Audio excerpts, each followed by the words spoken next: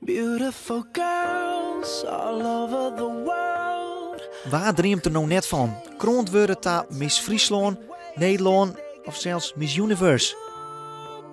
De Frieske vrouw in elk geval nog net. In vergelijking met de rest van het land jouwt vrouwelijk schoon uit het noorden haar haast net op voor zulke verkiezings. En dat wil er genoeg moois omrent in onze provincie. Ik denk toch dat de Friese mensen, ja, dat ben toch een beetje gereserveerd, zeg maar. Hè. We zijn hier een beetje normaal, door maar normaal, dan ben je gek genoeg. En het is natuurlijk wel een heel leven op zich. Een misverkiezing is toch wel een lifestyle en de famkes, ja, die waren misschien al je net.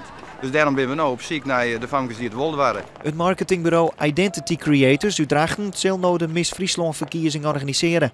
En dat wordt groots ompakt. Een promoteam zal de komende weken overal op zoek naar de mooiste van Friesland. Ik ben op zoek naar de nieuwe Miss Friesland. Nou, dat zijn wij niet. Ik heb al een keer meegedaan. Heb je meegedaan? Ja. Oké, wat leuk. Ja. Wat voor verkiezing was dat? Nou, gewoon op een camping van allemaal meisjes en zo. Oké, en dat vond je wel leuk? Ja, was wel leuk. Oké. Ja.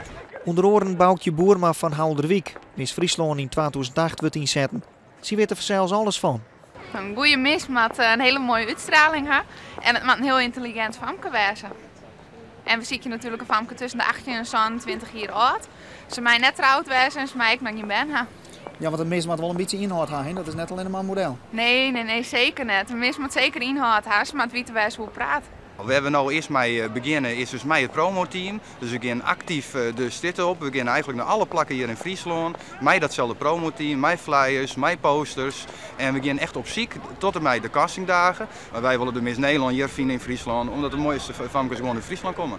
In maart is de provinciale finale en de winnaar nog mij om de Miss Nederland verkiezing.